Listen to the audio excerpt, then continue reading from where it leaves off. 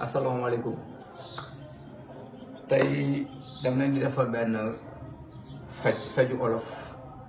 pour palu maanaam grippe soo leen ko defee incha allah prévention la mais efficace na bu baax dañ koy def matin et soir ma wol leen duñ koy defee dañ di jël morceau jinjeer bu day nii ngeen jël laaj ngeen dagg ko ci digg bi moitié bi soo leen jëlee laaj bi ak jinjeer bi ngeen gratter ko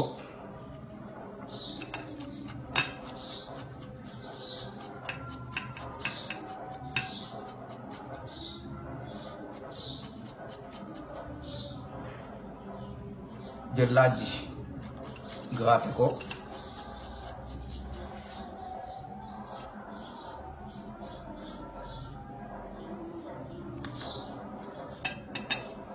soo leen jëlee laaj bi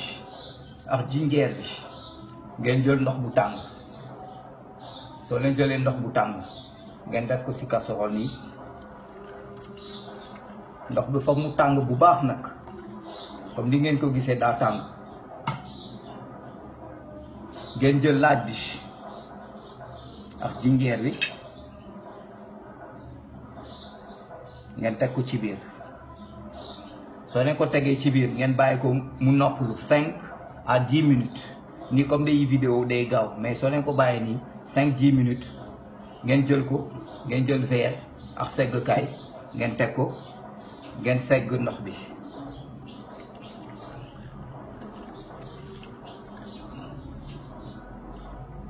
soo leen ko seggee ba pare ngeen teg ko ngeen jël kuddu lem ngeen def ko ci biir jël limon bu verte bi nag pas bu jaune bi ngeen jël bu verte bi ngeen dagg ko ci digg bi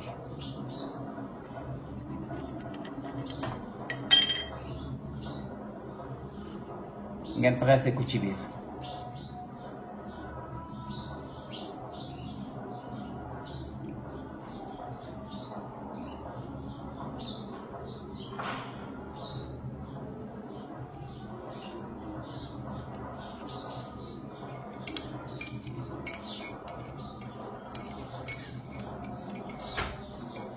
ngeen yëngal ko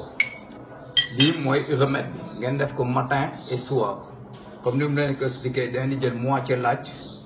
ak morceau jinjeer soit ngeen gratter ko wala ngeen dëbb jinjeer bi ak laaj bi soo leen ko dëbbee ba pare ngeen def ko ci ndox bu tàng su ndox bi demee ba tàng ba mu noppalu ngeen filtrer ko maanaam ngeen segg ko soo leen ko seggee ba pare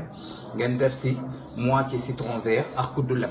incha allah ngeen def ko matin et soir pendant 3 jours ñetti fan incha allah di leen remercier te ngeen partager vidéo parce que c'est important parce que palu bi ak grippe bi solo na nit yi te mu ngi ci faat ay nit wasalaam.